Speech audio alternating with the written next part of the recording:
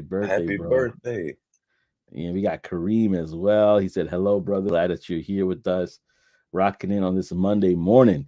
We got a show, y'all. We got a show. Something lined up that I think that you definitely would enjoy. But I wanted to kind of just again pause to say, if you have not, go ahead and check out Talk That Tech the show. It's actually on YouTube. Got our own brand new YouTube channel. So I'm glad that you're rocking with us on our channels, and please do. But if you want everything Talk That Tech, you definitely want to go over there and check it out for yourself for sure. You don't want to miss out on that at all. So I have a question of the morning for you, and I'm going to post it right now. And the question of the morning is, if you could relocate to any city in the world for a tech job opportunity, where would it be and why? So if you could relocate anywhere in the world for a tech job opportunity, where would it be and why?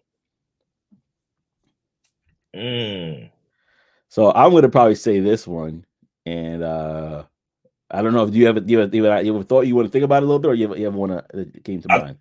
I think I can go with one. All right, cool. I think I can go with one. Oh, I thought you were gonna go. I thought you said you had one in mind and you were gonna go, man. I was For gonna me, give. Yeah. oh, okay. For me, man, I would say I would want to be where a lot of them are, so that I can be in the space and the atmosphere of a lot of tech people. I don't know. So maybe San Fran, somewhere in there. It sounds expensive, but especially from my Texas taste, but I would think I would want to be somewhere around there. Yeah, I could see that, this just where, like, in the middle of all the stuff. Yeah. Yeah, that's a good question. I'm gonna go to before I go to my question, I'm gonna go to Darcel. He said Miami, Kaseya. He said a company too. He said I want to go to Miami for Kaseya. Specific. Miami, I've been there. It's hot. It's real hot. But yeah, I kind of used to kind of that weather from when I used to live in Guyana. So it definitely I could see that for sure. But I'm gonna say one that you probably be like, oh really? And it's on your hat. Dallas. Oh, For me hey, personally. yeah. You guys have it. It's a lot of them. It's a lot of them coming here, man. So I had to say somewhere else. Obviously, I love Dallas. Paul, I love Dallas. Yeah, man, a lot of people are moving here. Surprisingly, a lot of people moving here, man. Yeah. But yeah, it's a pretty good spot.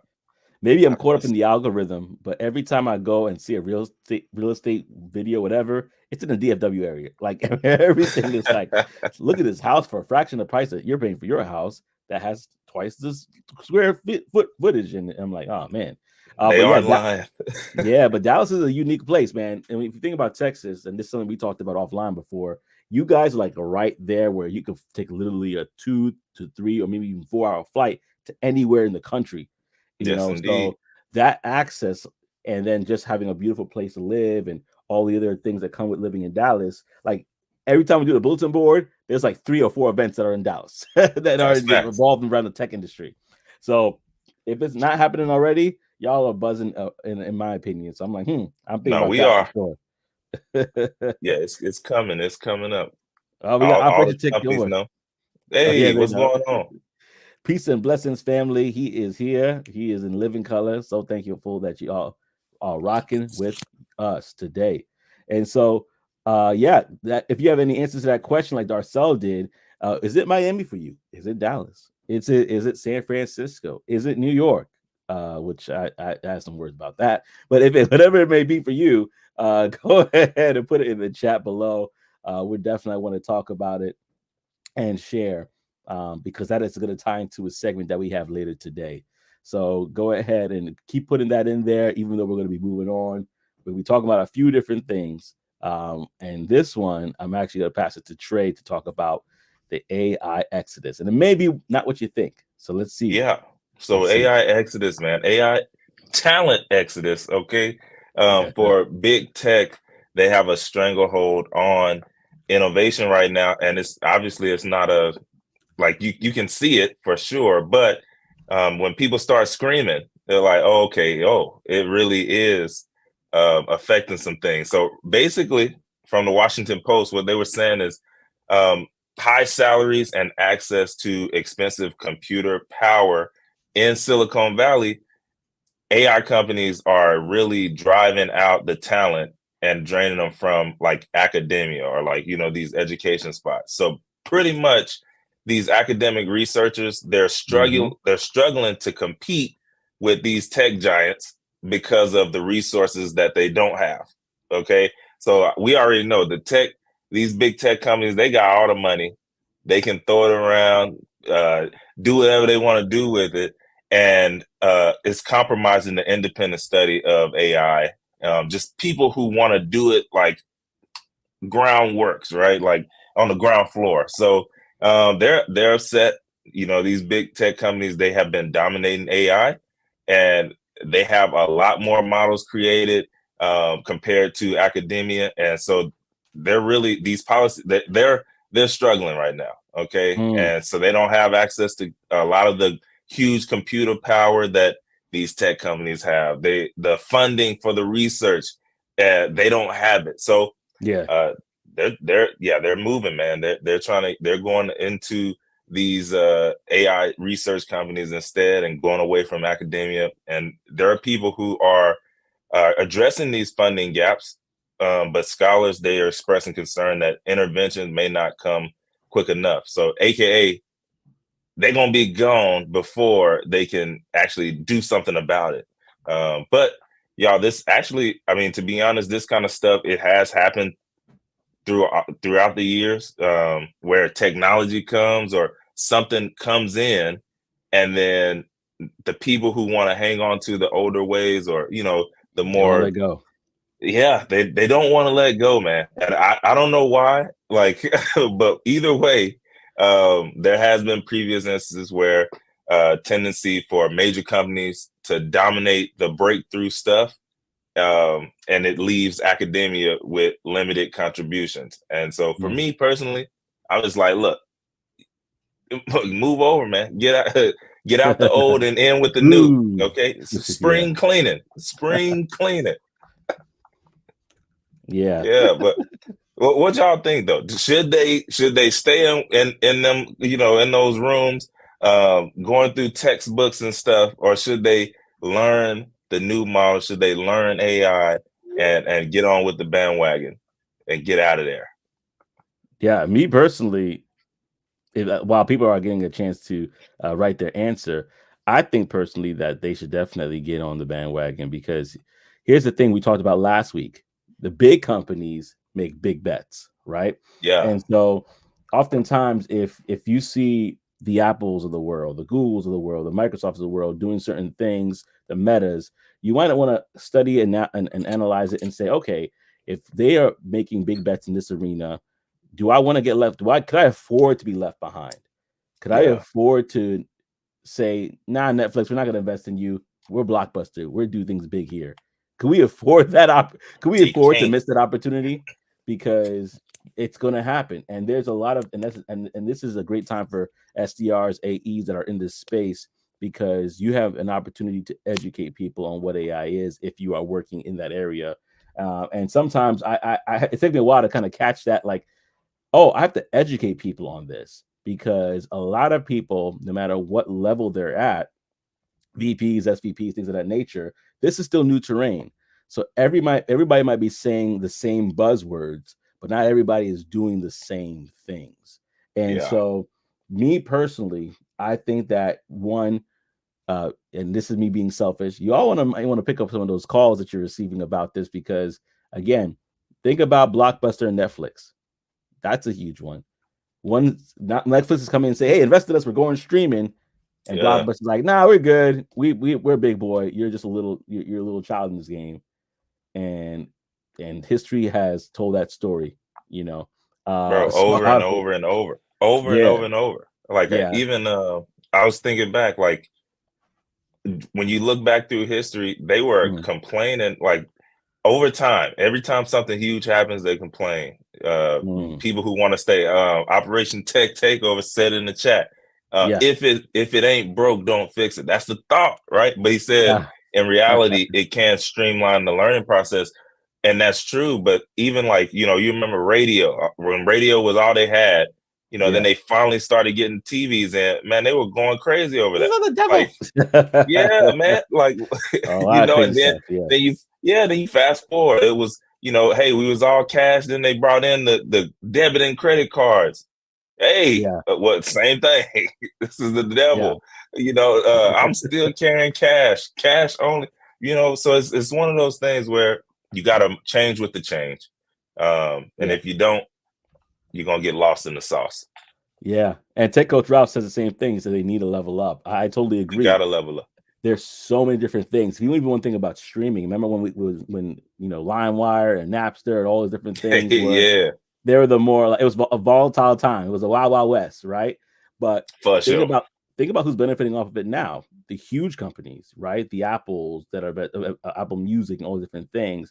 Nowadays, if I showed my kid, this is a CD, they're like, wow, that's ancient. Where do you put that? Like to me, it's like don't get on me because I still have CDs.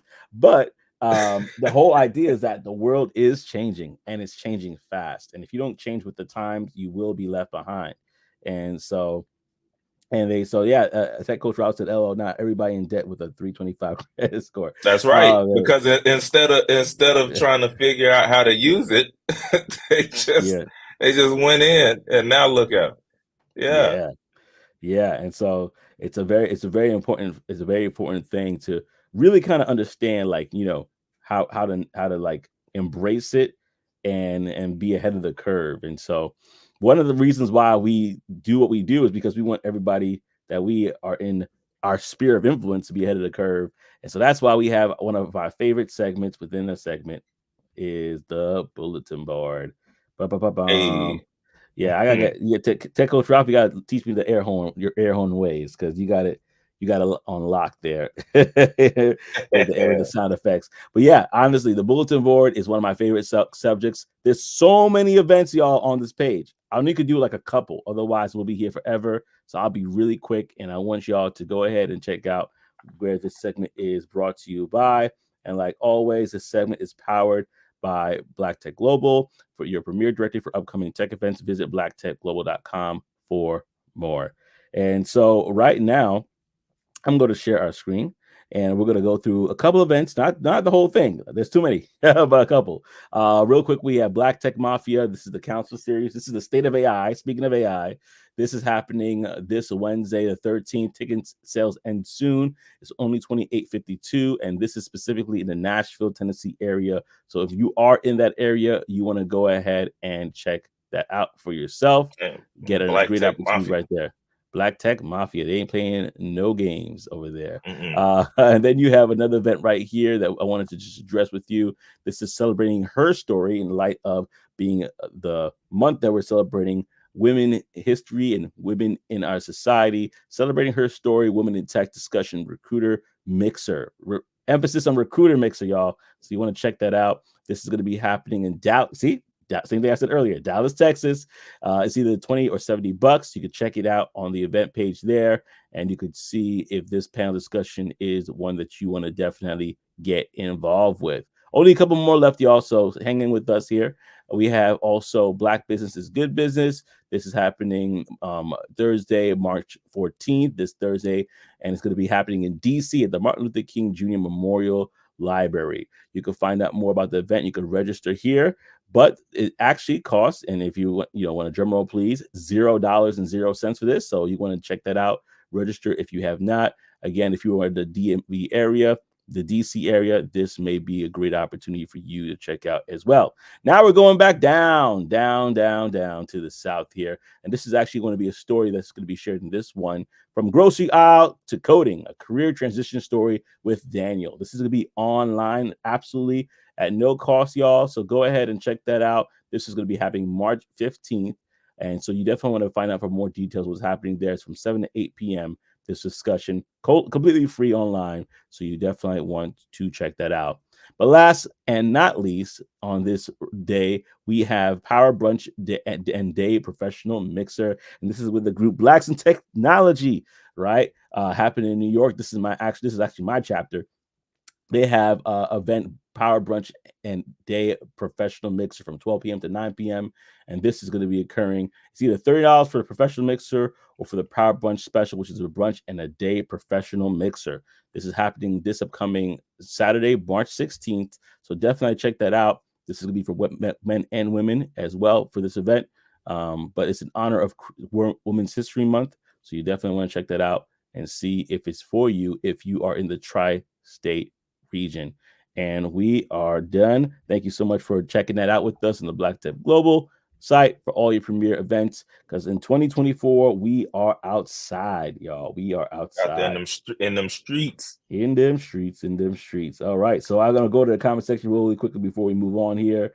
Darcel says the book Who Moved My Cheese explains the concept well. You got to keep up with change in your environment. Oh, I like that. I would have to purchase that book. I haven't purchased that one yet. Yeah, I like good that. book, bro. Got it around here somewhere. Yeah, it's a short read too. Okay, yeah, so definitely something I could read for sure. Real quick, Kareem said, for a tech job opportunity as an entrepreneur, I will go to Morocco. I'll go to Morocco. This way, I am situated between South Europe and Africa, enabling to build a company more affordably and export my products and services overseas. He says, "Wow, that's deep." Oh, we get. I like that. That's good. I was even thinking international. That's a thinking man right there. That's a thinking man. That's a mogul right there, and the mogul in the making, man. Oh man. Tycoon. Yeah. Operation Tech Takeover said Black Tech Mafia making offers you can't refuse. Absolutely. Yeah, man. And speaking about what we just talked about, if you could relocate anywhere, where would you relocate? That we're going to talk about this next segment here, which is America's new hot tech job spots. America's new hot tech job spots. And the reason why I bring this up is because some people are looking to relocate. They're trying to figure out what to do, right? And so this is something that we actually picked up from LinkedIn. And I was going to go through the highlights for you, and so we can have a discussion real quick about this. But it says, as tech layoffs have dented employment in many traditional metro hubs, Sunbelt cities like Phoenix are benefiting. And this is just one of the couple of cities that they're talking about, right? But some like smaller cities in the Sunbelt area, like Phoenix, Orlando, we talked about Orlando as well, and Albuquerque, New Mexico, among the booming cities. Factors such as affordable quality of life, lower taxes. Hey, who likes that? Big money, Texas. I know, right? And better weather are attracting companies away from traditional hotspots. So this is taking people from the Silicon Valleys and the New Yorks, and they're bringing them to Phoenix, Albuquerque, and also to Orlando. So interesting. If you are in those areas, you might want to consider staying. Remote work is contributing also to the shift, as with tech companies leading the trend of moving headquarters away from big cities. The wage gap between bigger and small cities is narrowing. So that's another thing as well, with premium pay for superstar cities like New York City decreasing as other metro areas rise. Now, job postings, and I see that. I'm not gonna scare anybody away, but New York is a different place. I actually had a friend who still lives there. I basically live in the suburb of New Jersey, right there.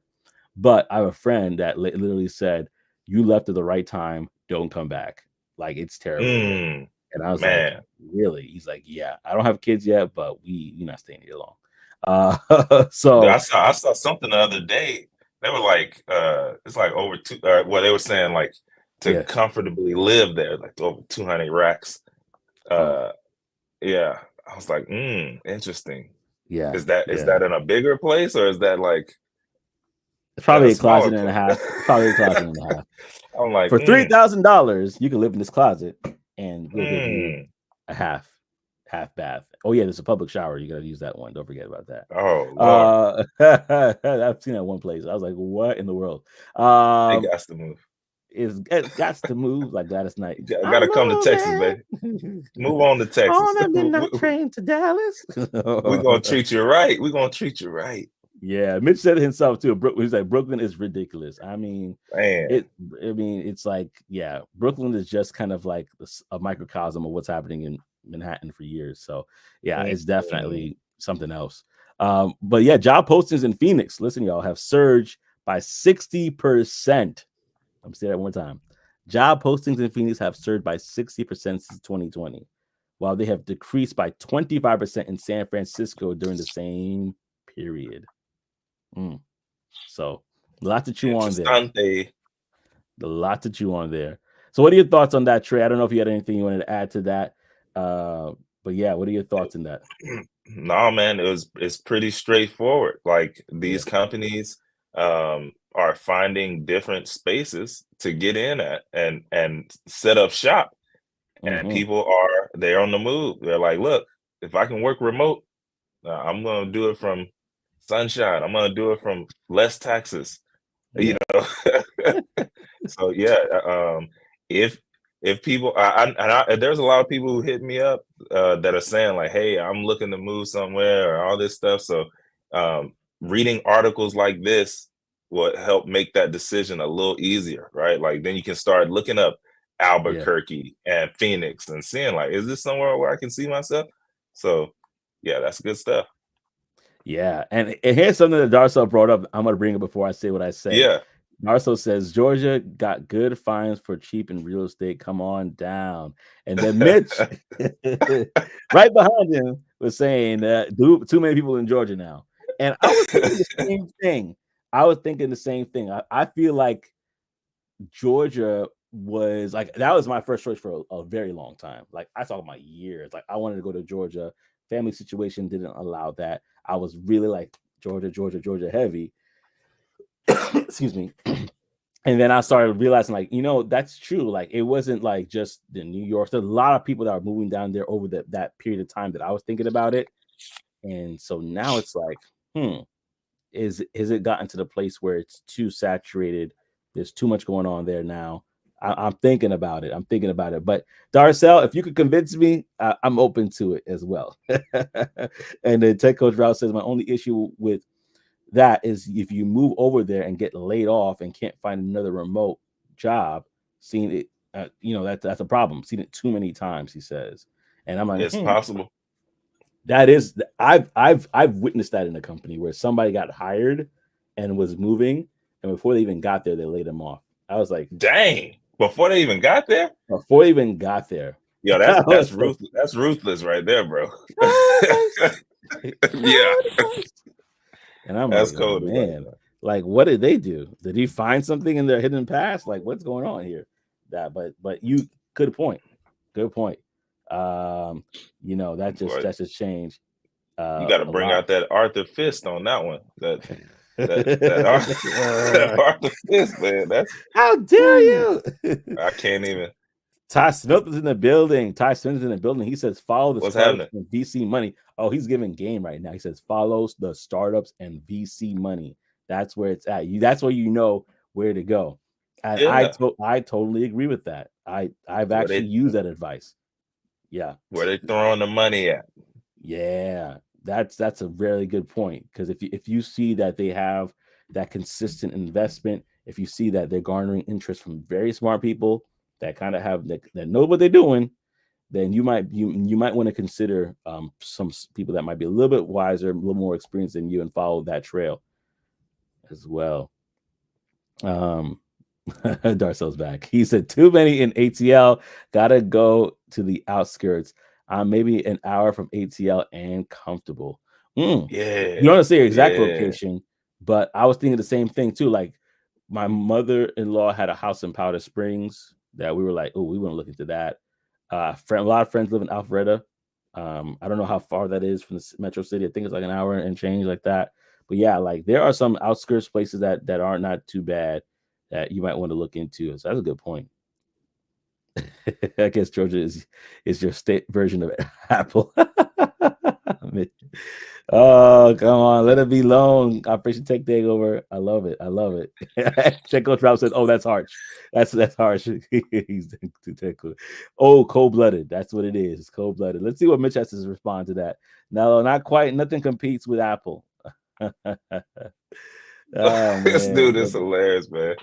Mitch is hilarious. Oh man, my man, 100 grand. Love it. Yes. I got a question for y'all. This is kind of piggyback from our earlier question today, but I want to kind of throw it in since we're talking about that. Would you consider relocating to a smaller city with the growing job opportunities in the tech space, or would you prefer to stay in established tech hubs? For me, I'm gonna let you answer that first, because I talked a lot now. I just want to hear your thoughts on If you know what I know. it. No, I would probably, I mean, just just off of what we talked about and all these things, even what Darcel just said earlier, let me go to the smaller city, man. That's not so expensive yet, and Yeah. build up that, stack up the cash and stuff Yeah. with these growing opportunities, and rock it like that. I'll go visit the established tech hubs if I need to. I'll go to the, conferences and stuff where the established tech hubs, and get out of there. But yeah, I'll relocate to the smaller city that's growing up and out. Yeah. That all the, obviously there are, tech companies going there. So, that would be a stipulation. But yeah, I go with the small.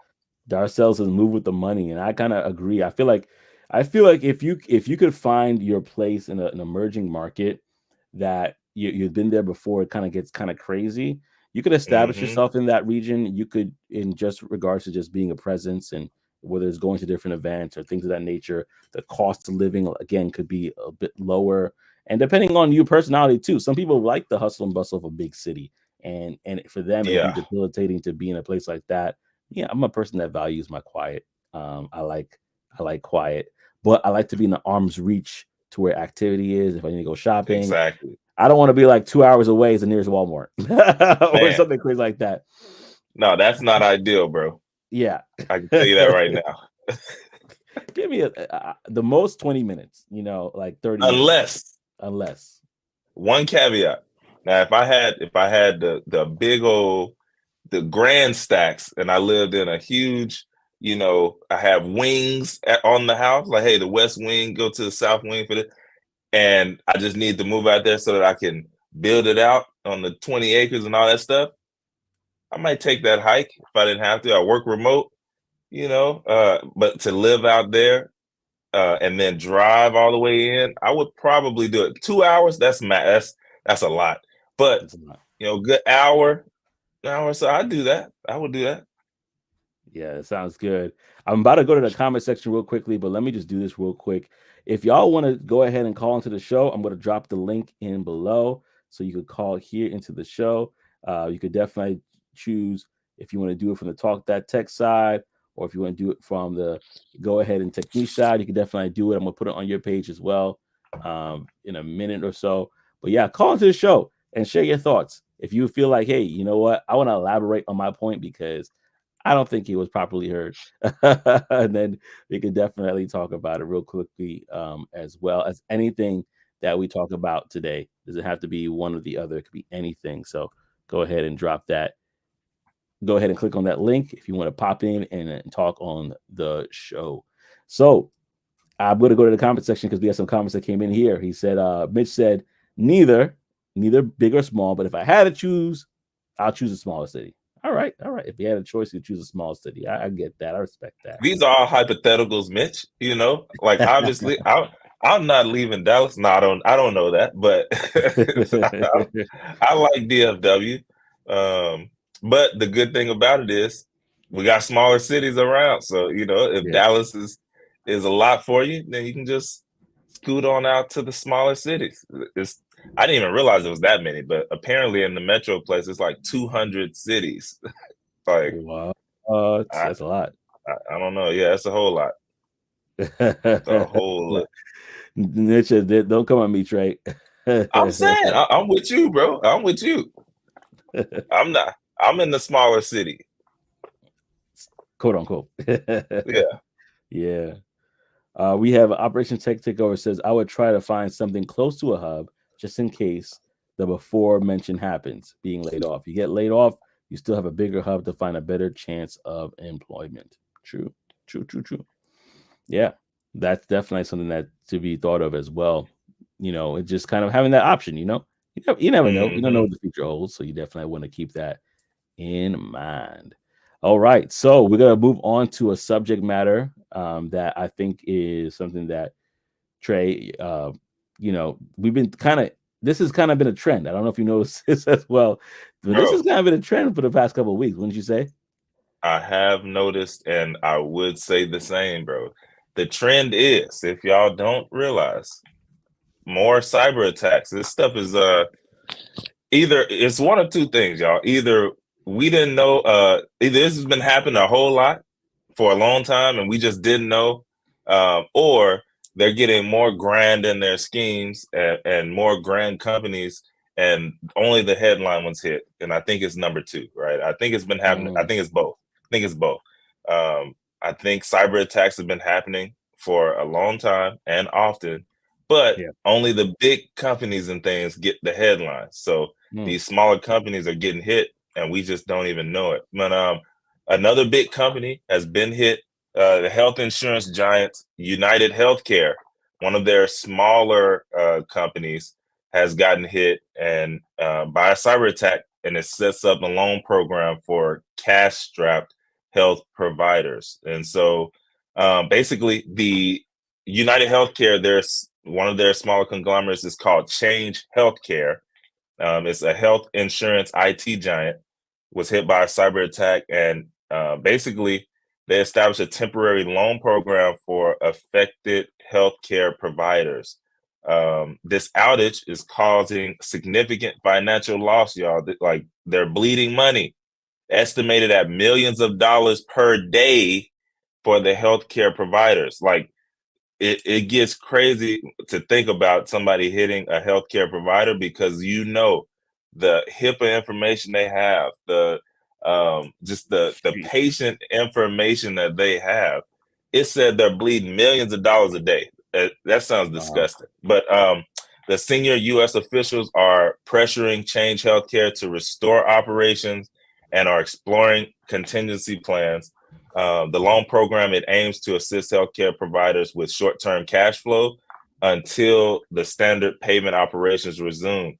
So it's like they're doing what they can, but here's what's crazy. The U.S. Officials are pressuring them to get started. Like, y'all need to get back and rolling. This is costing too much money. And it's like, yo, you know what a cyber attack is. like, you act like we have control over this stuff. But anyways, Change Healthcare, they're launching a new version of this online prescribing service following the cyber attack. And the cyber attack is a tribute to ransomware gang known as ALPHV, ALPHV, or Black Cat, according to Change Healthcare. And that's the more and more that I look into these cyber attacks and stuff, I realize, like, this is a team. This is a conglomerate of really smart brains doing some really interesting stuff. And it almost like that one of those newer movies that Kevin Hart was in, or that he did. It was like they were thieves or whatever. And they were pulling off this big heist. Like, almost like that's, I don't know, for some reason that's what comes to my mind. Except they're all behind computers and just rooms full of computers. I don't know. Personally, that's what I think. But they're all together. And it's just tough when like, oh man, not even the hospital are off limits, right? Not even these healthcare companies are off limits, and they hold a lot of information, man. A whole lot of information. We talked about it, Social Security numbers.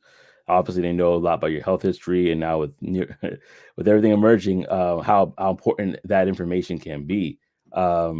It's a lot. It's a lot to digest, and like, how do you protect yourself from these as a company? Or even let's break it down to find out, like, as a consumer, like, how do you protect yourself from your information being leaked out there? If y'all have any ideas or resources, go ahead and let us know in the chat. But it's one of those things that literally every single area that of our lives can be affected by a cyber attack. And I kind of came to the resolve that my information is out there already. Like, I kind of came to that resolve. It's just like, what can I do to protect myself when the time comes? But let's go to the comment section real quickly. I want to see what people have to say about that. So we have Mitch says, I think companies get hit all the time, and if they haven't yet, it's just a matter of time. True. I'm with that. and that it I'm with says, it. "This is exactly right, bro." You know, when you were saying earlier about what companies are, just kind of experiencing. A big hospital system in New Jersey got attacked a few months ago. Okay, See what I'm makes sense. saying? My neck but of the they woods, yeah. but it was just a large local hospital system, so it probably didn't hit the news. But I'm thinking the same. I'm thinking that these companies are getting hit and attacked all day, every day, and only the huge ones, like United Healthcare or MG, like those big headline names, those are the ones that get put out there. Also, I think maybe conspiracy brother here, I don't know, but I also think it's to kind of keep the public at ease about this kind of stuff, right? Like if we put out every time that these companies get hit, every time that their information has been exposed, then it's gonna look bad on us. So we'd rather just uh, quietly let you know, hey, your information has been exposed, or hey, we got this lawsuit settlement here because your information was being exposed in an email or whatever, instead of putting it out there for everybody to see. So it's yeah, this stuff is crazy, man. Yeah, and you said it was a ransomware attack, right? It was Yeah, ransomware. ransomware gang. Like they got whole gangs out here, man. Dang. Alpha V or Black Cat, yeah, but it was ransomware. The wild west right now. You know, and this is not like, I'm just thinking about it. Ransomware attacks, all companies involved. I was looking it up real quickly. Involve cyber criminals infiltrating companies' network, encrypting data, and demanding a ransom for its release.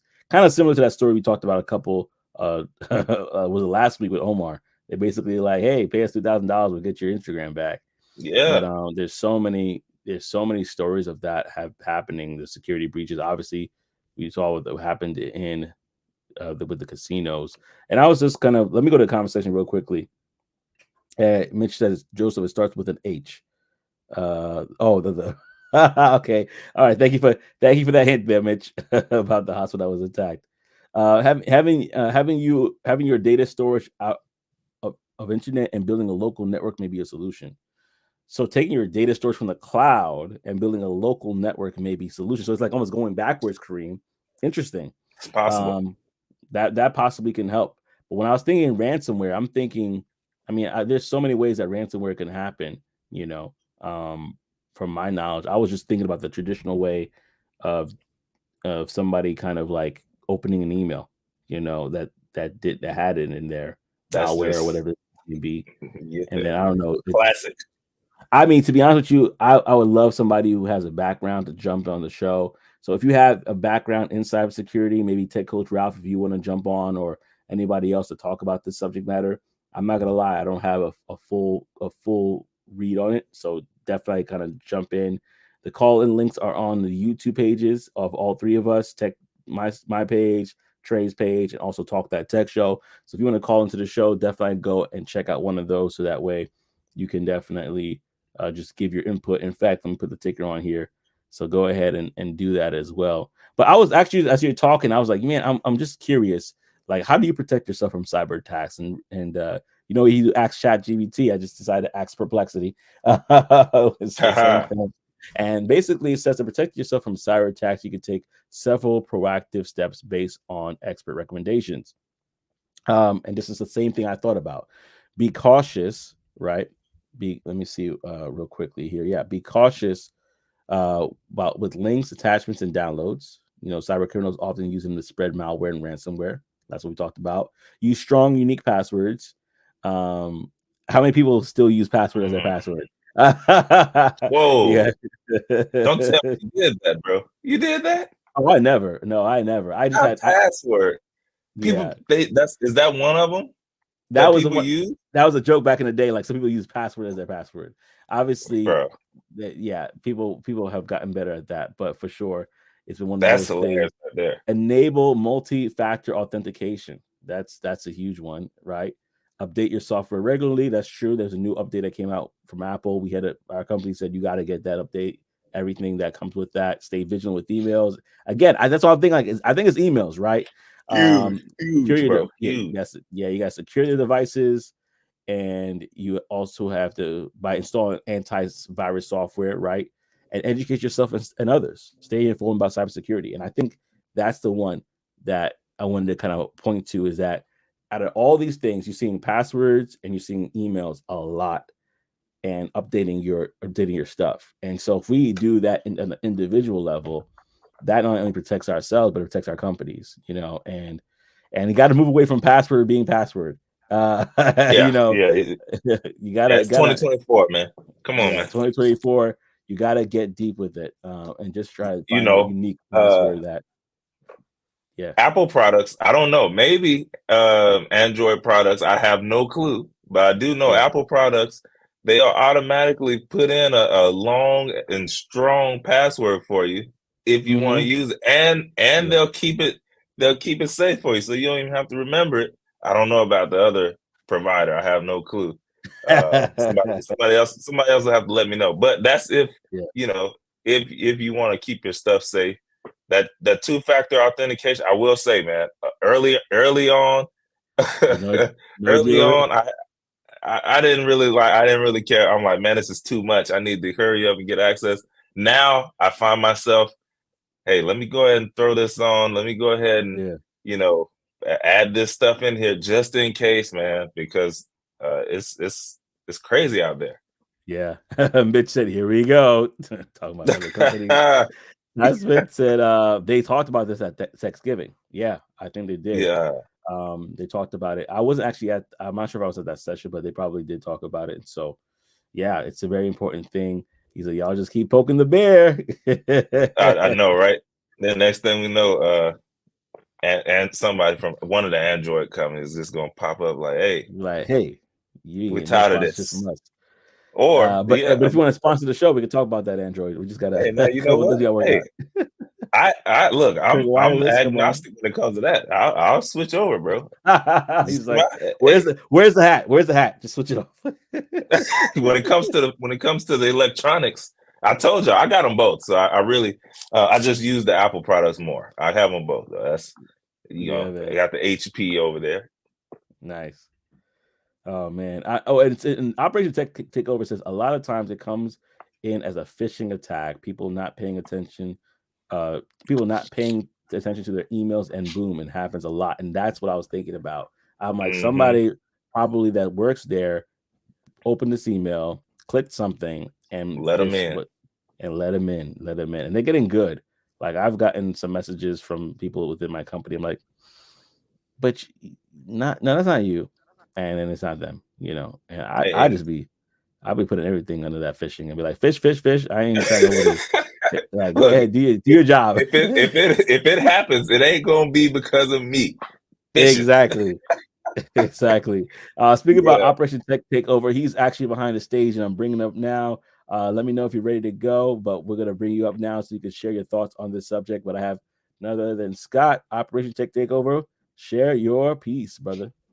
Peace and blessings. Peace and blessings. Peace and blessings. What's up, man? What's going on, bro? No, well, I mean, you basically caught it. I didn't know if you saw my message, but yeah, that happens a lot, man. I mean, there was a couple companies I worked for before. That's what happened. I mean, it's emails. People were just blowing through emails, not paying attention, not checking the domains, not checking, make sure that the names look right, because these cyber criminals they're elite, man. They're really smart. They know how to get these logos and get on Canva and all these different places and make matching logos. And you just do a quick glance and think it's the right thing, but you don't pay attention to the name out to the side of it, that it's John Boyce XYZ 640 and not, the Techniques Tips, you know what I'm saying, .com. So, logo look good, so you go for it, and hey, thank you for the invite in, and I'm about to wreak havoc. Oh, about to tear it up.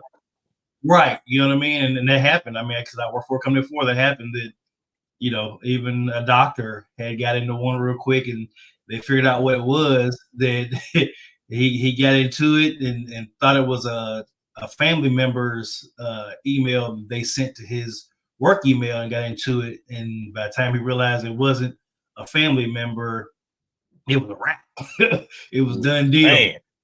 But they caught it in time, you know what I mean? So, like I said, it just it's just one of those things, man, where people really need to pay attention to the emails. They really need to pay attention to the names of things. And you're right, this happens a lot, and it's just not brought into the mainstream. It's mainly to keep to minimize the panic of people, so they don't get in an uproar. I mean, this happens all the time. You see, like, look at Norton's and some of the other hospitals and stuff like that. That this happened 2 months ago. You know, I'm still getting snail mail, and emails about the the takeover and the breach, and offering to pay for credit monitoring and stuff like that. So it happens a lot.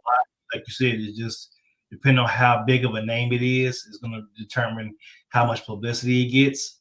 But it happens a lot, man. So that's something I talk about with a lot of people in my work, like a lot of older people, is just making sure they're paying attention to that type of stuff, because of course, me having a computer background, I see that stuff, and I'm always talking to people about, checking that. Like Trey said, the two-factor authentication.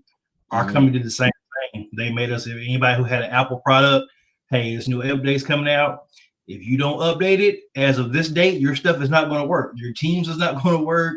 Your email is not going to work. None of it's going to work. So you better do the update. So making sure you're doing that on all the updates for your service provider for your phones, making sure that you're doing two-factor authentication. Our company has even gone to the company I work for now. They've gone as far as your passwords have to be at least 16 characters, and it has to include uppercase, lowercase, special characters, all that type of stuff. Like they've really, especially after the breach with the hospital, they really have started locking stuff down. I was like, hey, now we're making all kind of changes to security.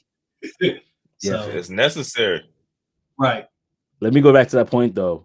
You said after it happened to the hospital, and that's the thing that I wanted to talk about next, is because I think a lot of times certain companies are more reactive, right, than being responsive or responsible. So for example, Trey and I were talking to somebody, right? Won't say who. But we're talking to somebody, and they were working with a very large company that they said, hey, listen, you have X, Y, and Z, but you have vulnerabilities here, and here. What are you going to do about that? And they kind of brushed them off. They kind of they gave their best, because they're working in sales in cyber security. They gave their best pitch or whatever to this company, which if I said the name, you would know this company, right? But this particular company ended up literally months later getting one of the biggest cyber attacks, in that region, in that area. And so it was just kind of like one of those things where it's like, listen, and this might be a good time to be in sales, especially in this arena, because a lot of companies need to start thinking, how can I really not wait for either my peer to get attacked for me to do something, for myself to get attacked, and now I'm being reactive. How can I be responsive, or AKA responsible, and get this taken care of preemptively, so that we don't have to avoid this, because it comes with a lot of stuff. Information is lost. Your credibility as a company, it gets shot. Like, a lot of things happen just because of these cyber attacks. And I think that, like AI, people need to now step up their cybersecurity game, if they have not already, to try to combat this. And so that way it kind of prevents it, from ever becoming a thing for your company, because that's like the worst stain. One of the worst things you can have, because now in this age, in 2024, even though there are more attacks, like you said, not having the proper precautions is almost like a what are you doing as a company, right? So like, you out here you reckless, man. You're reckless. Yeah, exactly. So investors will be like, I don't want to work with that. A lot of people are gonna just move away from that. So as a company, for somebody in sales, and I'm not even in the cybersecurity arena, but I want to advocate for those that are trying to push forward and come to you and educate you. If you have somebody that's calling you, emailing you about cybersecurity, and you do your due diligence and you find out there's something that could possibly work, make the investment, because this is going to cost you, maybe cost you your job, maybe, but that company's going to not have a good rebounding from this. Like what happened to United Healthcare? Like they literally, and funny thing about it is, like, as it was mentioned, you said in the article, it wasn't even United Healthcare in and of itself. It was like a smaller portion of them, but yet because they are connected to that because they are the parent company, now it's like United Healthcare. What are you doing? Always, bro. Yeah, always. Right. Why would I? Yeah. Why would I just? If it's connected to the celebrity, why would I just say the young one? No, I want to throw the celebrity's name in there. Whole family. Yeah, we're gonna get that. But oh, go ahead, bro. No, I was telling Joseph I sent him something on his phone.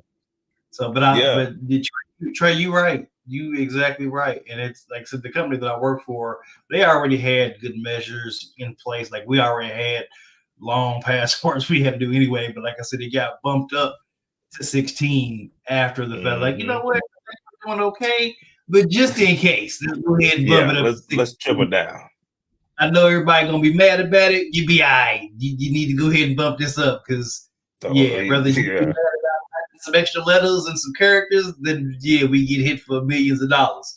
So go ahead and do it. easy decision, bro. Easy decision. That's the thing. Like it's one. I think that's the one of the key things is a lot of times, hey, you think of cybersecurity when somebody comes to you and you're like, oh, it's gonna cost how much? I don't know if I want to pay that. We've never been hit before. We're good.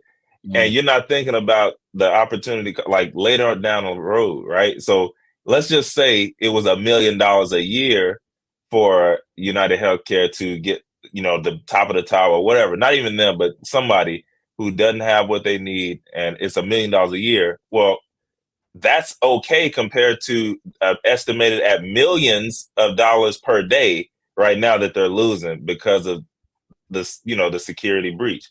So it's like, do I want to lose millions a day or, hey, shell out $1 million a year? They both sound bad, but ultimately, obviously, one is way better than millions a day. Right.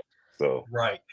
Two resources I want to give to kind of keep up with because, even though I'm in the medical field, of course, Joseph, cybersecurity that's like my baby. Darknet Diaries is a podcast that I follow. I learn a lot. Stuff. That's a great resource. CyberWire is also a good one that gives you a lot of stories and stuff like that. So I've got a whole bunch of them, but that's two that I think people can really get into because especially the Darknet Diaries, like the guy who runs that is really cool. He's really funny. He's really good about making stories sound more like down to earth. He doesn't really talk over people's heads. So he doesn't use a lot of the he breaks it down in layman's terms. So I think those are good resources for people who want to learn more about the cyber stuff to go check it out. And then also what I was going to say is just be mindful of your surroundings because you never know who's doing what and who's around you. There's so many tools out now that people can use to do things. The flippers of the world, copying code. Like, you see videos on YouTube of it all the time where if, people with badges and stuff like that they can copy that RFID signal and pop in. You can grab stuff in a split second and not even know your credentials have been swiped. So, that's my soapbox is just to have people be mindful of your surroundings and what's around you and what you're doing and how you carry yourself because you never know who's in the shadows lurking. Yeah. No, that's good, bro. That's good. And I was gonna mention that same thing. That was like the last point I think Joseph mentioned from ChatGPT. It was staying up to date on this stuff. Like, if you don't know what's out there, that's like you're a walking lick. If you don't know that, hey, if I put my debit card inside of this machine, it's a possibility somebody has an attachment over the machine, and when I pull it out, it just skimmed all my information. It's a possibility. Like maybe if I knew that, maybe I'll check the top. Let me see if I can lift this thing off real quick. Let me check it a little bit. I might just use tap only this time. I don't know. I'm just saying, if you don't know what's out there, it definitely makes you an easier target So just knowing, and like you said, just jumping on some of the podcasts or being in the know of some of the stuff that's going on, that it can definitely help you out in the long run. Yeah, exactly. It's not just the ones at the pump. A lot of people get scared because a lot of people know about those, about the skimmers at the pump. It's not even just at the pump. Stores too. Like I go into the store, they look at me like I'm crazy when I go in the gas station stuff, and I do. Like when I get to the keypad, like I start pulling on it. They look like, "What are you doing?" I'm like, "Hey, bro, I'm hip to cyber stuff. I know these little tricks. I gotta make sure." Right. Like, I know there's places on top of these keypads that look like it's the real deal, and you bro, nah. Hey, so I do it the key is the gap between when you put your card in. There's like a little gap there. If you see that gap, tug it like crazy. Hey, I don't even let the if I'm at a fast food restaurant, man, I don't even let them turn that back to me, man. I watched the video. Somebody was paying one of the like cashiers to literally the little scammer machine. Like they just had so basically they get your card through the window, and when they turn it back, it's just a quick bloop bloop, and then they put your card in to get the payment or whatever. And they were just doing that all day. So I'm like, oh no. After I saw that, I'm like, hey man, I need to see it. I need to see you just go straight to the machine and straight back out. But yes, you just got to know. If you know, then you can keep your eyes peeled. Yeah. Right. And to go back to the other point before we go to our last segment, you either pay more for cybersecurity or you can pay a lot more for PR. Just pick your poison. You got to pick your poison. Facts. That's what I was gonna say. Glad, thank you, Joseph. My last point. It's getting to a point, and even the small businesses, I think where we're going down is it's going to be a requirement. It's no longer going to be an option. Yeah. It's getting to the point where so many attacks happening that are. It's like you said, it's been happening. It just hasn't been streamlined and publicized, but it's happened so much more now. They have no choice but to publicize it. It's going to get to the point where even small businesses are going to be forced to have some type of cyber plan in their business plan. When you start opening a business, when you want to go be an entrepreneur, I think that's the route we're going down. It's going to come down to the fact of you come with your business plan and what you're going to do and how you're going to use this money. That's going to have to be and is all right. That's cool. Your idea sounds great. I think you're going to make a lot of money. What are you going to do to protect these people's information? Because if you ain't got no in here, sorry, brother, ain't no venture capital for you. You ain't getting no money unless you get something to show risk. Protect these people's money, and we not gonna take a hit. Yeah, all right, bro. You better go on back to a couple 9-to-5s and save that money up yourself, because we not gonna keep no money. You looking funny over here, brother. You ain't getting my money. You looking. You can't be funny with people's money. That is so good. Oh, man, thank you so much for providing value and jumping on with us and talking about this subject, Scott. Yes. Operation Tech Takeover is in the building, as we normally appreciate that. So definitely I appreciate that. Peace and blessings, family. You too, man. Peace and blessings. Love it. Love it. Love it. Oh man. And so this was a great show. Great discussion. If y'all appreciate it, go ahead and put in the comment section. Let us know if you appreciate it, and let us know what you want us to talk about next week. Maybe there's something that we're missing that you may know of. So put in the comment section, and we could try our best to facilitate that for sure. But right now, we're going to transition over to my favorite segment. One of my favorite segments. I have a lot. The Brown Box Special. All right, so we have the Brown Box Special here, and bro, I don't know if you want to take it or if you want me to take this one. I like to sit back and relax sometimes with these and laugh. Boy, that's hilarious. Did you do it last time or me? We can go like that. We can run it like that. You know what? Let me see. I can't remember. Okay. Well, hey, if you want to take it back, see, I can run it. Okay, cool. I want to laugh. Actually, I don't even know if one is a laughing matter, but let's see. It might not be. I don't know. All right. So this one right here, Brown Box Special, y'all. A coworker of mine lost her mother. She was on the floor at work when she got the call. Management, they sent her home and said, hey, and since I was standing right there, I heard him say to her, take all the time you need. We'll figure it out. All right, y'all. She was on the floor when she got the call. They told her, take all the time you need. We'll figure something out. Go be with your family. Yeah, they fired her for taking time off. That was it. So basically, as you know, as soon as she left, they ended up firing her for taking time off, and they said she didn't press charges. To her, it wasn't worth it after everything she'd just gone through.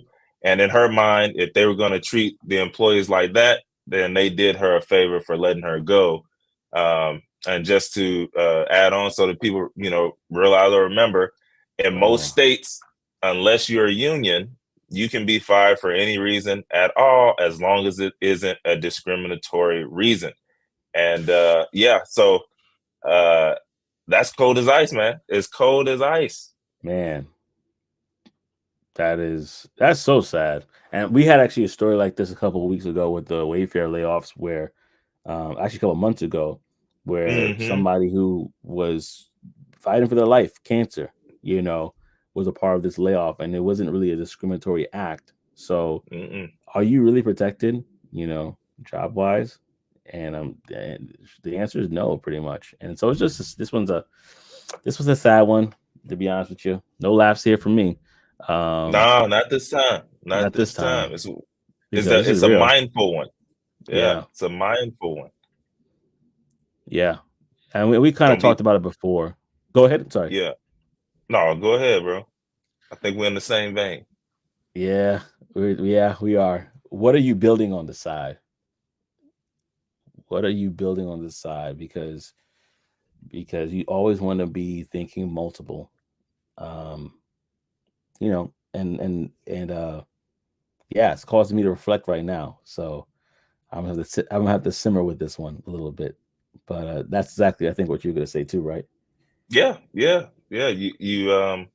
should definitely have something outside, and a lot of times, I don't know. I don't know how else to put it. There's so many different ways. You got to find the avenue that works best for you, or that you feel like could work for you, and go for it as well.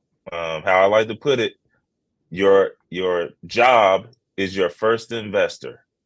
Think about it like that, right? So if you think about, hey, this is my first investor, I can put a portion of the income towards whatever that is. Right. Yeah. So a lot of people right now, hey, you want to be in real estate? Okay. Well, maybe you don't have the down payment for the investment property. Well, check into real estate investment trust, check into REITs. Now you have companies on the stock exchange that their whole job is to purchase investment properties using the people who invest into the company's money. And then they have to, by law, shell out 95% of the profit back to the investors. So now you're investing in real estate, but it's, a different route. You can put in however much money. But it's all I'm getting at is there's so many different routes. It doesn't always have to be the huge, big thing. Over time, you can build up something, but you need to be building up something. I'm off the soapbox. Hey, man, that's a lot of information. I think a lot of people could definitely take that and run with that. And I'm actually going to go right now to the comment section, because I do see that if a couple people are agreeing with you here, Mitch, Darcel's saying facts about what Mitch said, and Mitch basically said, use a job like they use us, and really kind of find that like understanding to use is to utilize, right? Yes. And so definitely utilize what the job is providing in the best ways possible. You can't fire yourself. Invest in your own business. You can't fire yourself. That's true. What does that business look like? I think, not to shameless plug, but I had a really good episode with Thomas Parbs this past Saturday. We talked about mission and how mission having that focus on mission is so important. And I would encourage anybody to look at that if they're kind of like, what should I do? Like, what problem are you trying to solve? What mission are you looking to have in life? And that could help you in regards to the path that you want to take moving forward. So Definitely check that out, y'all. Definitely check that out. All right. Yes. Well, with that being said, I'm gonna prepare. I got a flight to catch soon. But but y'all, this has been great. This has been great. So thank y'all so much for tuning in and rocking with us. It's your boy Tech Back Trey and I, Joseph M. Smith or JM Smith, whichever you prefer. And any last words, brother, before we go? Nope, we are out this thing, man. We appreciate y'all. Yeah, that's right, Mitch. Joseph on the jet setter, right? He's getting ready to head out on the Just going to flight. work. Yeah, man. Have a safe trip, man, and enjoy as well as that, and enjoy. But no, that's it, bro. We had a good one. We appreciate y'all for popping in with us every week. We're gonna keep this thing rolling. Let me see. Nope, that's it, bro. All right. Y'all just witnessed. Talk That Tech in the morning. The #1 tech morning show in the world. We're gonna see y'all next time. Numero uno. Peace and elbow grease.